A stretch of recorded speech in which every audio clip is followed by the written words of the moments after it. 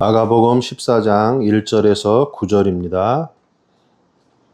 마가복음 14장 1절에서 9절 함께 읽겠습니다. 이틀이 지나면 유월절과 무교절이라 대제사장들과 서기관들이 예수를 흉계로 잡아 죽일 방도를 구하며 이르되 밀란이 날까 하노니 명절에는 하지 말자 하더라. 예수께서 베다니 나병 환자 시몬의 집에서 식사하실 때에 한 여자가 매우 값진 향유 곧 순전한 나드 한 옥합을 가지고 와서 그 옥합을 깨뜨려 예수의 머리에 부으니 어떤 사람들이 화를 내어 서로 말하되 어찌하여 이 향유를 허비하는가. 이 향유를 300데나리온 이상에 팔아 가난한 자들에게 줄 수 있었겠도다 하며 그 여자를 책망하는지라. 예수께서 이르시되 가만두라. 너희가 어찌하여 그를 괴롭게 하느냐. 그가 내게 좋은 일을 하였느니라. 가난한 자들은 항상 너희와 함께 있으니 아무 때라도 원하는 대로 도울 수 있거니와 나는 너희와 항상 함께 있지 아니하리라. 그는 힘을 다하여 내 몸에 향유를 부어 내 장례를 미리 준비하였느니라.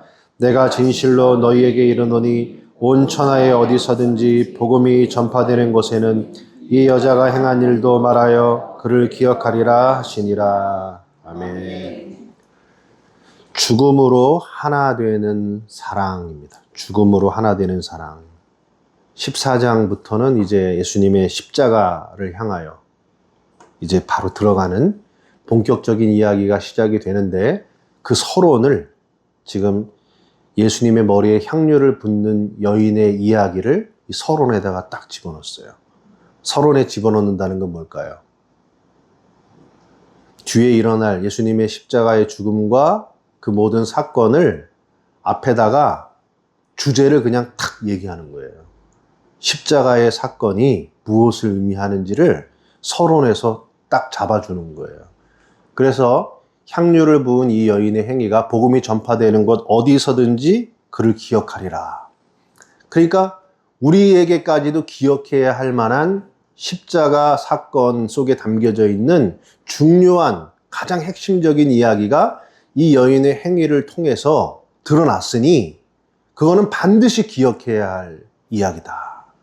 이게 지금 여기 서론에서 딱 시작이 됐습니다. 그런데 13장까지 끝을 냈잖아요. 13장의 결론이 뭐라 그랬습니까? 13장의 결론이 뭐라 그랬어요? 옛 성전이 무너지고 새 성전, 살아있는 그리스도와 연합한 새로운 성전이 되는 거예요.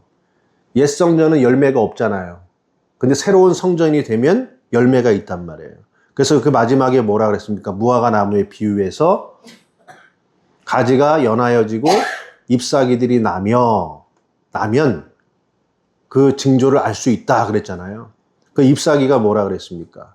그 무화과 나무의 가지와 잎사귀들은 요한계시록 나왔죠? 22장에 만국을 치료하기 위하여 있더라. 그러니까 잎사귀들은 만국을 치료하기 위한 만국의 사람들을 하나님께 봉헌해서 그들을 양육하고 봉헌해서 하나님을 섬기는 열매를 만들 수 있는 종으로 완성되는 게 잎사귀들이라고 그랬잖아요. 그러니까 열매를 맺을 수 있는 잎사귀가 되는 게 뭐냐면 새로운 성전이고 옛 성전은 뭐예요? 잎사귀들은 무성한데 열매를 맺을 수 없는 성전이 옛 성전이에요. 유대교 안에서는 잎사귀들은 무성했지만 종들은 무성했는데 그들을 양육하고 생명으로 그들을 끌어안아서 열매를 맺을 수 있는 잎사귀들은 하나도 없었던 거예요. 그러니까 열매가 없잖아요. 그런데 새 성전은 뭐냐? 이제는 풍성한 열매를 맺을 수 있는 잎사귀들이 되었다 이거예요. 그 잎사귀들은 왜 옛 성전은 안 되고 새 성전은 왜 될까요? 왜 열매를 맺을 수 있을까요? 그 이유는 간단한 거예요. 신부가 되면, 그리스도의 신부가 되면 그들은 열매를 맺을 수 있는 잎사귀들이 되는 거고요. 그리스도의 신부가 되지 않으면 열매를 맺을 수가 없는 거예요. 신랑과 신부가 연합을 해야 생명을 낳죠. 그죠? 근데 신랑이 있는데 신부가 신랑과 연합하지 않으면 아무런 생명을 낳을 수가 없잖아요. 생명을 낳더라도 신랑과 신부가 연합이 돼야 돼요. 그리고 낳은 생명을 잘 양육해서 성장시켜서 풍성한 열매에 도달하게 하려고 해도 신랑과 신부는 찰떡같이 연합되어 있어야죠. 그죠? 그 13장까지 이야기를 끌고 와서 14장의 십자가 사건을 이야기할 때에 이 이야기가 들어간 거예요. 향료를 깨뜨려서 옥합을 놓는 여인의 이야기가 여기에 딱 들어가는 거예요. 예. 제목 신기하죠? 그죠? 이제 막 흥미가 생기죠? 예. 일단 이게 성경 얘기가 재밌어져야 돼요. 뭐 저렇게 뭐 어렵고 막 낯선 얘기가 이게 점점 재밌어진다? 그거는 귀가 열리기 시작하는 거예요. 아직 재미를 못 느끼겠다. 뭐 은혜는 둘째 치고 재미있어지기라도 하고 흥미가 있어지기 시작하면은 귀가 열리는 겁니다. 그렇게 열리시기 바랍니다. 이렇게 표현돼요. 이틀이 지나면 유월절과 무교절이라. 여기서부터 이런 이 문장 구조가 이게 보통 얘기가 아닌 거예요. 이틀이 지나면 유월절과 무교절이라. 왜 이렇게 얘기를 할까요?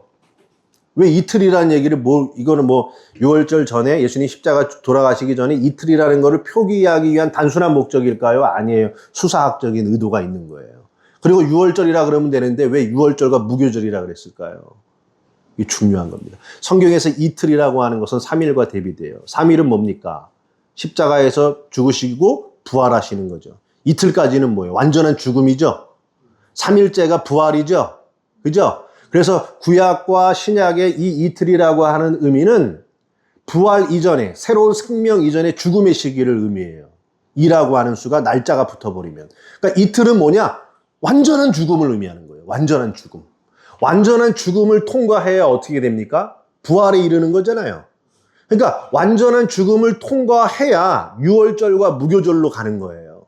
지금 그 이야기를 14장에서부터 이야기하려고 하는 십자가 죽음이라고 하는 과정을 통해서 부활이라는 생명에 이르게 되려면 이틀이라고 하는 완전한 죽음의 시기를 통과해야 부활의 셋째 날을 맞이하게 된다. 그 의도를 깔고 시작하는 거예요. 그래서 유월절과 무교절하고 연결이 돼요. 여러분 유월절은 뭡니까? 왜 유월절은 어린 양이 희생당하는 날이죠. 희생당해서 죽은 날이에요. 6월 14일이에요. 출애굽할 때의 유월절은 어린 양의 희생으로 문설주에 피를 바르고 죽음이 넘어간 날이에요. 완전한 죽음을 의미해요. 무교절은 그 다음 날이에요.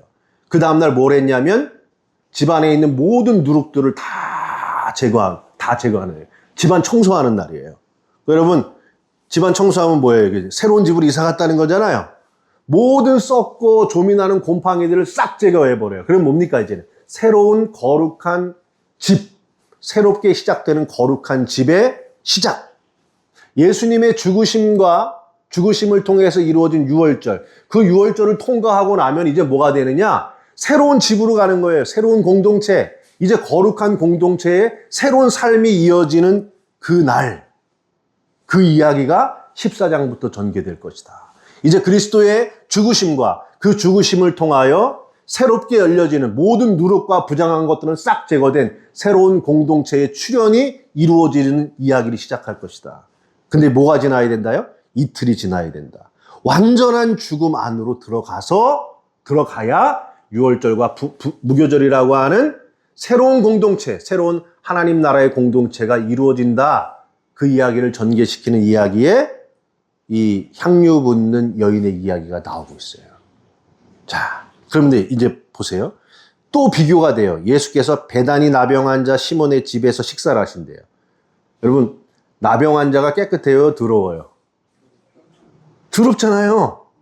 근데 순결하신 예수님이 지금 새로운 유월절과 무교절이라고 하는 새로운 성전, 새 공동체의 시작을 알리는데 어디로 가요? 제일로 부정하고 더러운 나병 환자의 집. 거기에서 식사하실 때 옆으로 비스듬히 누워가지고 이렇게 드시는 거예요. 이거 온전히 부정함을 온몸에다 묻히고 있죠? 이렇게 시작한다는 거예요. 근데 거기에 또 대비가 돼요. 뭐가 대비가 돼요? 한 여인이 매우 값진 향유, 순전하다는 건 뭡니까? 너무나 깨끗하다는 거잖아요. 깨끗한 나드 한 옥합을 가지고 와서 그 옥합을 깨뜨려 예수의 머리에 부었다. 부정하고 더러운 나병 환자의 집과 순전하고 고결하고 매우 값진 향유 옥합이 어떻게 되고 있어요, 지금? 비교가 되고 있죠. 예수님이 시작하시는 새로운 예루살렘의 공동체, 새로운 성전을 향한 공동체의 토대는 어디냐? 율법에 의하여 부정하다, 죄인이다라고 정죄받은 그 자리. 그 자리가 뭐냐? 새로운 공동체를 열어가는, 하나님의 교회를 열어가는 출발점이 율법에 의하여 정죄받은 죄인의 자리. 그 자리가 시작이라는 거예요. 그러니까 여러분이 하나님 나라의 백성이 되기 위해서는 우리가 어디서부터 되는 거예요? 내가 과부요? 죄인이요? 내가 고아요? 나에게 생명의 씨가 없다는 것을 안, 율법에 의하여 내가 죄인이라는 것을 자각하고 있는 사람들, 그들과 함께 식사하시는 그리스도라는 거예요. 내가 의롭다, 나는 율법적으로 완성되어 있다, 나는 잘났다, 이런 쪽으로는 그리스도가 가서 식사하는 자리가 아닌 거예요. 이 자리를 아는 자에게 시작이 돼요. 그런데 거기에 뭐가 나타납니까? 한 여인이 나타나죠? 하여간 이거 한 절씩 하려면 너무 길죠? 그냥 한 방에 갑니다, 이거. 여인이 와가지고 향유 옥합을 깨뜨려요. 이 옥합은요, 한 번 깨면 붙일 수 없는 거예요. 팍 깨뜨려가지고 그 안에 있는 향유 뭐냐면 모략이에요, 모략. 이게 두 가지 용도로 씁니다. 하나는 신랑을 위해서 자기가 준비해놨던 거를 신랑한테 다 발라주는 거예요. 결혼하면. 그러니까 신랑한테 자기 가장 소중한 걸 다 갖다 주는 거죠. 그 다음에 또 하나가 뭐냐면 죽은 사람들한테 이렇게 냄새 향 나라고 뿌리는 거예요. 그러니까 두 가지 의미가 있죠. 하나는 신랑에게 주는 거고, 또 하나는 죽음의 장례식 때 쓰는 그 향유를 여인이 깨뜨려서 예수님의 머리에 부었다 이거예요. 이 상징 두 가지 의미가 있죠. 신랑과 죽음이라고 하는 거. 거기에 부었대요. 여러분, 그게 무슨 의미겠습니까? 이게 무슨 의미일까요? 무슨 의미긴요? 신랑의 죽음과 죽음에 내가 연합하여 같이 죽고 그 죽음으로 그 신랑과 하나가 되겠다는 고백인 거예요. 다시 말씀드릴게요. 신랑의 죽음을 내 죽음으로 받아들여서 그 죽음과 연합해서 이 신랑과 함께 연합하겠다. 내 신랑이 죽어요. 이 신부에게 내 신랑이 죽는단 말이에요. 그리스도께서. 그러니까 나도 신랑의 죽음과 함께 연합하겠다. 그리고 그 신랑과 죽음으로 하나가 되겠다. 이 고백이 지금 이 여인의 행동 속에 담겨져 있는 거예요. 그래서 예수님이 이렇게 얘기하죠. 그는 힘을 다하여 내 몸에 향유를 부어 내 장례를 미리 준비하였느니라. 내 죽음을 미리 준비하였다. 미리 취하였다. 남들보다 앞장서서 그것을 먼저 먹어버렸다. 그것을 내 죽음으로 받아들였다. 예수님의 죽음을 내 죽음으로 먼저 선취해서 받아들였다는 거예요. 죽음으로 내가 그리스도와 연합됐다는 거예요. 왜? 그리스도와 연합하기 위하여. 이 행위를 하니까 사람들이, 제자들 중에 어떤 사람들이 얘기를 하죠. 이걸 팔아가지고 가난한 자들에게 주는 게 훨씬 낫지 않냐? 이 얘기는 뭡니까? 율법의 가난한 자들에게 선을 행한다는 건 율법의 의무예요. 율법의 의무를 행해서 내 의로움을 팔아서 율법적인 의무를 행하는 것이 그리스도와의 죽음과 연합하는 것보다 낫다는 거예요. 근데 예수님 얘기는 뭡니까? 가난한 자들은 너희와 항상 함께 있지 않느냐? 율법적 의무를 행함으로 너희들의 의로움을 나타내는 것이 중요한 게 아니라 그리스도의 죽음과 함께 연합하는 신부가 되어서 신랑과 하나로 연합하는 것이 바로 유월절과 무교절. 그리스도의 죽음을 자기의 죽음으로 받아들여서 거룩한 새 하늘과 새 땅의 공동체로 나아가는 하나님의 교회로 나아가는 배경은 율법적 의무를 행함이 아니라 그리스도와의 죽음과의 연합이다. 지금 이 흐름을 이야기하고 있어요. 이렇게 속사포로 그냥 이게 제가 가진 특기 같아요. 마땅한 딴 거 다 빼고 다 삭제. 자, 여기까지만 몰라요. 여러분, 결혼할 때 신랑과 신부가 결혼을 하잖아요. 결혼할 때 서로 처음에는 좋아 죽죠. 막 좋아 죽어가지고 얼굴만 보고 막 이렇게 하고, 근데 결혼해서 막상 살면은 다 결혼 전에는 결혼 전에는 남자가 여자한테 자기를 죽이잖아요. 하늘의 별도 달도 따줄게. 그러면 여자가 나 자기가 좋아. 그러면 여자가 뭐라 그래요? 나는 오빠랑 있으면 뭐 집도 필요 없고 뭐 자동차도 필요 없고 오빠랑 같이 있기만 하면 나는 행복해. 그래 나는 너를 위해서 뭐든지 할 수 있어. 막 발바닥도 만지고 발바닥을 막 핥으라도 핥고 막 좋아 죽잖아요. 그때는 뭐가 됐어요? 서로가 서로를 죽인 거예요. 하나예요. 근데 결혼 딱 하면 서로 이제 언약을 맺죠. 난 당신만을 사랑할 것이고 뭐 당신을 최고 존귀하게 여기고 뭐든지 하늘의 별도 따다주고 서로 약속 굳세게 했는데 결혼 딱 해가지고 이제 지가 살기 시작하죠. 지가 살기 시작해. 오빠 이거밖에 돈 못 벌어. 뭐 어쩌고 저쩌고. 너는 밥도 이렇게밖에 못 해 먹어. 반찬 이렇게밖에 못 해 먹어. 서로 자기를 주장하기 시작을 해. 그럼 연합이 됩니까? 연합이 안 되죠? 그러면 그 사이에서 애 새끼 하나 낳았어. 그 애가 나와가지고 맨날 지 부모가 맨날 쌈박질만 하고 서로 지가 옳다고 막 싸우면 애가 어떻게 돼요? 정신병자 되는 거예요. 애들은요, 부모가 싸우는 거 보면요, 불안장애를 일으키면 약간 혐오스럽게 고통스러워해요. 근데 서로 살아가지고 그렇게 되면 열매가 됩니까? 안 됩니까? 아무런 열매가 안 되는 거예요. 아무 열매가 안 되는 거예요. 여러분, 천국의 본질이 신랑과 신부가 결혼해서 살아가는 행복한 가정이 강남 압구정의 70평짜리 현대아파트에서 사는 게 본질입니까? 아니면 전세방에 살더라도 서로가 바라만 보고 있어도 행복하고 막 애가 막 그 사이를 겨다니면서 아양 떨고 막 그냥 보고만 있어도 행복. 그게 천국의 본질이 어디에 있어요? 신랑과 신부가 온전하게 연합해서 신부가 내 신랑이 죽겠단 말이에요. 십자가에서 죽는단 말이에요. 그 죽음을 나의 죽음으로 받아들여서 함께 죽어서 함께 연합한 게 뭐냐? 그게 교회라고요.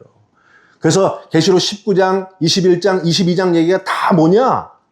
어린 양의 혼인기약이 이르렀고 신부가 준비되었다는 얘기는 뭐예요? 그리스도와 함께 십자가에 죽을 만큼 자기 자신을 부인하고 온전하게 회개가 이루어졌다는 거예요. 그래서 그에게 빛나고 밝은 세마포 옷을 입혀줘라 이거예요. 거룩한 성 새 예루살렘이 하늘에서 내려오는데 신부가 신랑을 위하여 단장한 것 같더라.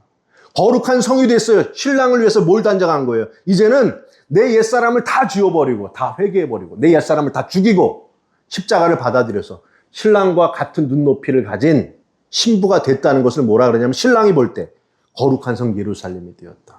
온전한 교회의 모습이 되었다. 바로 그것이 뭐냐? 예수님의 십자가의 죽으심을 통해서 예수님이 만드시려고 하는 거예요. 그러니까 여러분 우리가 신앙생활은 뭡니까? 여러분은 신부고요. 그리스도는 신랑이에요. 그럼 뭐예요? 나도 십자가에 내 죽음을 받아들이는 거예요. 십자가에서 내 죽음을 받아들이는 거예요. 내가 거룩한 산 제물이 되는 거예요. 그렇게 죽음으로 가지 않으면 신랑과 신부는 연합되지 않아요. 법적으로는 부부라도 그게 부부입니까 여러분? 맨날 서로 싸우고 동쪽으로 가자 그러면 신부가 서쪽으로 가자 그러고 신부가 서쪽으로 가자 그러면 동쪽으로 가자 그러고 이렇게 되면 그거는 법적으로 부부일지 실제로 부부가 아닌 것처럼 그리스도와 우리는 십자가를 통해서 연합되어야만 그리고 이틀이라고 하는 서로 죽음으로 완성돼야만 유월절과 무교절이라고 하는 새로운 거룩한 공동체로 나아갈 수 있다. 그 얘기를 우리에게 전해주고 있는 것입니다.